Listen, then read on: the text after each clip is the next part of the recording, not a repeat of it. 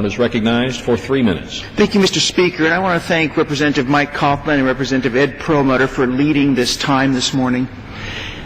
And Mr. Speaker, the fact that all of the entire delegation, bipartisan delegation, is here is just a small reflection of how the people of Colorado are coming together and the people of Aurora are coming together after this senseless tragedy. We've heard a lot of stories of bravery, both on the parts of the first responders and the parts of everyday citizens. But I want to tell a story of one of the victims.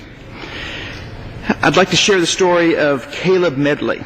Caleb is from the small town of Florence, just south of Colorado Springs. Today, Caleb lies in a medically induced coma after being shot in the face. In the days since that horrific shooting, his wife Katie has given birth to their first child, Hugo. Caleb spent his teen years in Florence, and after graduating from high school, he married his high school sweetheart, Katie. He went to work at a local grocery store. Like most people, he and Katie have big plans and dreams for their lives. From the time he was in the 8th grade, Caleb has wanted to be a stand-up comedian.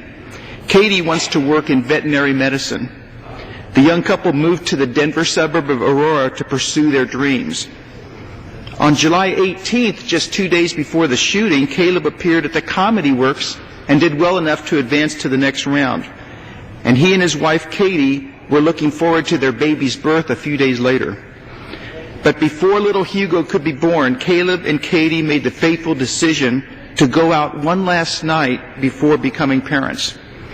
According to a website that Caleb's family has posted, the two stood anxiously in line that night. They spent too much on popcorn and soda. They endured the movie trailers, and they watched the beginning of the movie. And that's when evil struck.